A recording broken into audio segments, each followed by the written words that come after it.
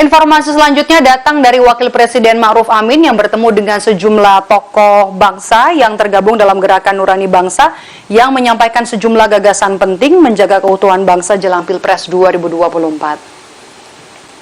Dalam pertemuan, tokoh-tokoh bangsa menyampaikan kepada Wapres Ma'ruf Amin agar pemimpin bangsa bisa menjaga netralitas dan juga keutuhan bangsa. Mereka mengapresiasi sikap Ma'ruf Amin yang masih netral di tahun politik ini. Gerakan Nurani Bangsa juga bertemu dengan Presiden Joko Widodo, KPU, dan Mahkamah Konstitusi untuk menyampaikan hal serupa. Saya mengalami menjadi ibu negara, tapi sekalipun saya bukan ibu negara, pikiran dan pandangan saya akan tetap sama.